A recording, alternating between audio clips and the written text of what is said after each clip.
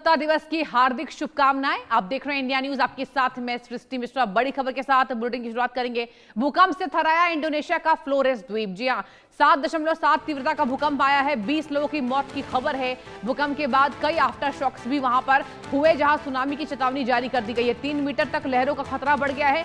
पूर्वी नुसा तेंगारा और आसपास के इलाकों में अलर्ट जारी है।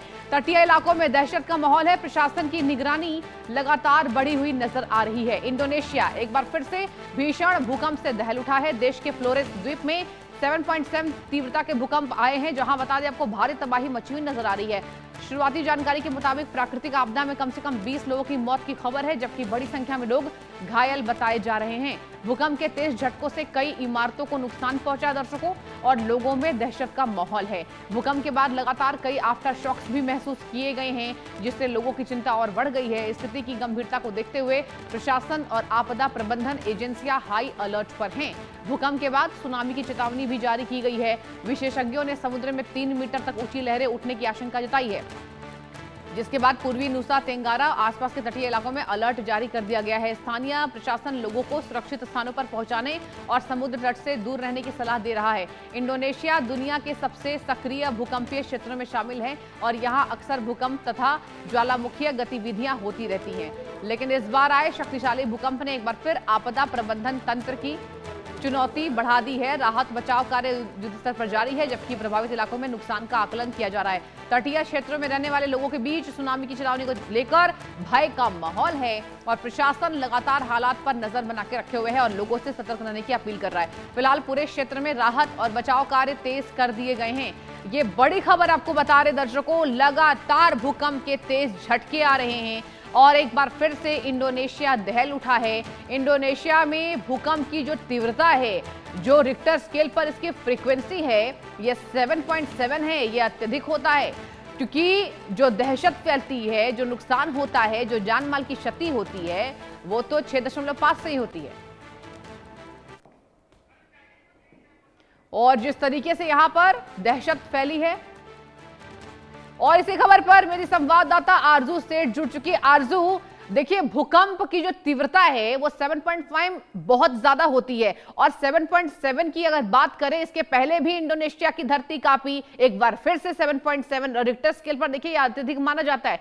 खबरें आ रही हैं मौत की, दहशत फैली हुई है। बताइए क्या ग्राउंड जीरो से रिपोर्ट है और वहां इंडोनेशिया की जो सरकार है वो क्या कर रही है?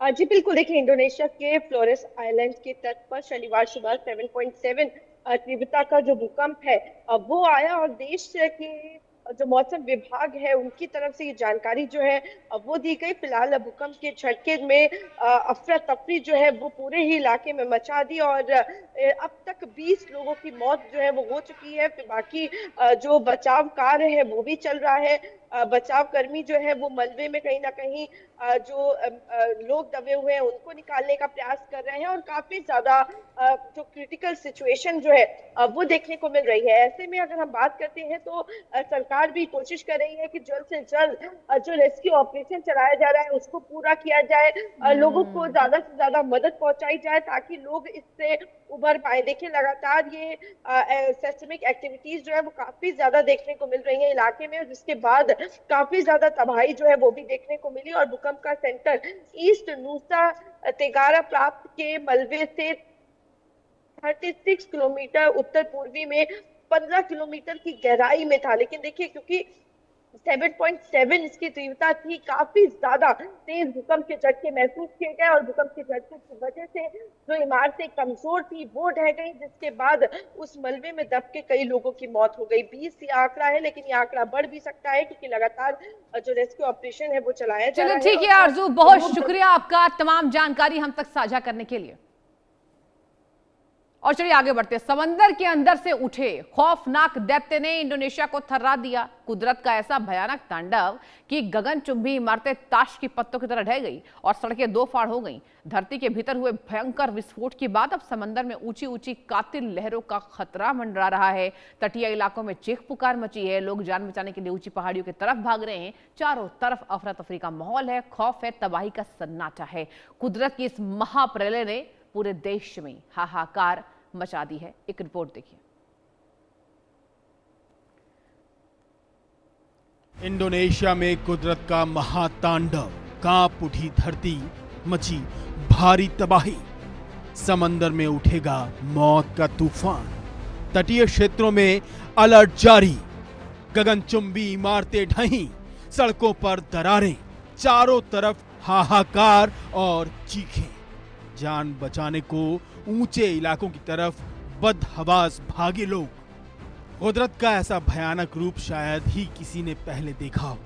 जब पूरी दुनिया अपनी रोजमर्रा की जिंदगी में व्यस्त थी, तभी अचानक धरती के सीने में ऐसी हलचल हुई जिसने सब कुछ तबाह करके रख दिया। देखते ही देखते हंसते खेलते शहर खंडहरों में तब्दील होने लगे। बड़ी बड़ी इमारतों की दीवारों में ऐसी दरारें आ गईं, मानो भूकंप का ये झटका उन्हें जड़ से उखाड़ फेंकने आया हो।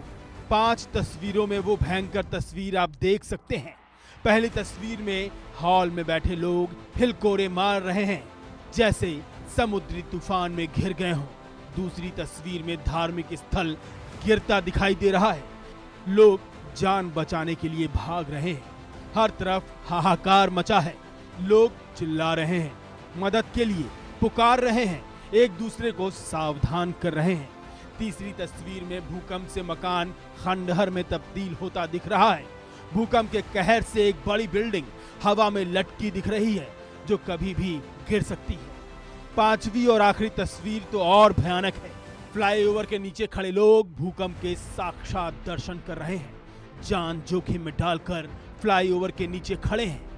भूकंप से मची तबाही के बीच लोकल प्रशासन और रेस्क्यू टीमों के लिए हालात को संभालना अब बेहद मुश्किल साबित हो रहा है। बिजली और संचार व्यवस्था पूरी तरह से ठप पड़ चुकी है। लोग अपनी जान बचाने के लिए अपने घर बार छोड़कर खुले आसमान के नीचे आ गए हैं। अस्पतालों से मरीजों को आनन फानन में बाहर निकाला जा रहा है। सड़कों पर केवल एम्बुलेंस के सायरन और पीड़ित लोगों की चीखें ही सुनाई दे रही हैं। आपदा प्रबंधन की टीमें प्रभावित इलाकों में राहत कार्य के लिए पहुंचने की पूरी कोशिश कर रही हैं। बताया जा रहा है कि भूकंप का एपिसेंटर, तबाही का केंद्र इंडोनेशिया के फ्लोरेंस द्वीप के पास समुद्र की गहराई में भूकंप का केंद्र था। रिक्टर पैमाने पर भूकंप की प्रचंड तीव्रता 7.7% दर्ज की गई, जिससे तबाही हुई। धरातल से 10 किलोमीटर नीचे उठा ये भयानक झटका कई शहरों में महसूस किया गया। अचानक तड़के सुबह आए इस झटके ने लोगों को संभलने तक का मौका नहीं दिया। धरती हिलने का खौफ अभी थमा भी नहीं था कि मौसम विभाग की एक और चेतावनी ने लोगों के रोंगटे खड़े कर दिए। समंदर की तलहटी में हुए इस भारी हलचल के बाद अब विशालकाय लहरों का खतरा तेजी से तटीय इलाकों की तरफ बढ़ रहा है। सरकार और आपदा प्रबंधन एजेंसियों ने तटीय इलाकों में रहने वाले नागरिकों को तुरंत सुरक्षित स्थानों पर जाने का सख्त निर्देश जारी कर दिया है। तटीय शहरों से लोग बदहवास होकर भाग रहे हैं। सड़कों पर भारी ट्रैफिक जाम लग गया है और लोग अपनों की सलामती की दुआ मांग रहे हैं। सुरक्षा बलों ने माइकिंग करके तटीय क्षेत्रों को खाली कराना शुरू कर दिया है। समंदर के किनारे बसे कई गांवों का संपर्क पूरी तरह कट चुका है। पानी की ऊंची लहरें किसी भी पल तटीय बस्तियों को पूरी तरह निगल सकती है, जिससे एक और बड़े इंसानी और आर्थिक नुकसान का अंदेशा बना हुआ है। आलम यह है कि खतरे की चेतावनी जारी की जा रही है।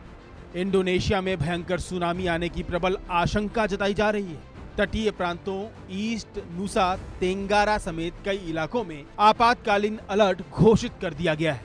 आधे मीटर से 3 मीटर ऊंची समुद्री लहरें उठने की कड़ी आशंका जताई जा रही है। तटों से दूर 2 किलोमीटर अंदर या 10 मीटर ऊंची पहाड़ियों पर भागने की सलाह दी गई है। मुख्य भूकंप के बाद 6.1 तीव्रता का शक्तिशाली आफ्टर शॉक दर्ज हुआ है। ये पहला मौका नहीं है जब इस क्षेत्र ने कुदरत की ऐसी त्रासदी का सामना किया है। भौगोलिक दृष्टिकोण से ये पूरा इलाका बेहद संवेदनशील माना जाता है। पूरी दुनिया के सबसे खतरनाक फॉल्ट लाइंस के ऊपर बसे होने के कारण यहाँ अक्सर इस तरह की भयानक प्राकृतिक आपदाएं आती रहती हैं। वैज्ञानिकों की माने तो धरती के नीचे टेक्टोनिक प्लेट्स की आपसी रगड़ से ये विनाशकारी स्थिति उत्पन्न हुई है। अतीत में भी इस क्षेत्र ने कई ऐसी खौफनाक तबाही की कहानियां देखी हैं, जहां हजारों जिंदगियां पल भर में दफन हो गईं। फिलहाल बचाव दल दूर दराज के प्रभावित इलाकों तक पहुंचने की भरसक कोशिश कर रहे हैं, ताकि मलबे में दबे लोगों को जल्द से जल्द सुरक्षित बाहर निकाला जा सके। इस महाप्रलय ने एक बार फिर साबित कर दिया है कि इंसानी तकनीकी और तरक्की कुदरत के इस भयानक प्रकोप के आगे कितनी बेबस और लाचार है। पैसिफिक रिंग ऑफ फायर पर स्थित होने से यहाँ लगातार भूकंप आते रहते हैं। साल 1992 में आए ऐसे ही भूकंप और सुनामी से 2500 मौतें हुई थी। बंदरगाह टर्मिनल और आवासीय इमारतों की छतें गिरने से बुनियादी ढांचा पूरी तरह क्षतिग्रस्त हो गया है। अब तक कई लोगों की मौत की पुष्टि और कईयों के घायल होने की खबर है। इंडोनेशिया में कुदरत का ये प्रलयकारी रूप पूरी दुनिया के लिए एक बड़ी चेतावनी है। फिलहाल राहत और बचाव कार्य जारी है, लेकिन आफ्टर शॉक्स का खतरा अभी टला नहीं है। समंदर के उफान और धरती की हलचल ने लाखों जिंदगियों को अनिश्चितता के अंधेरे में धकेल दिया है। अब देखना होगा कि प्रशासन इस आपदा के बाद प्रभावितों तक राहत सामग्री और मदद कितनी जल्दी पहुंचा पाता है, क्योंकि समय बीतने के साथ साथ संकट और गहराता जा रहा है। Bureau report, India news. और बड़ी खबर आ रही है कोलकाता से। कोलकाता में टीएमसी आईटी सेल चीफ पर अंडे से अटैक हुआ है।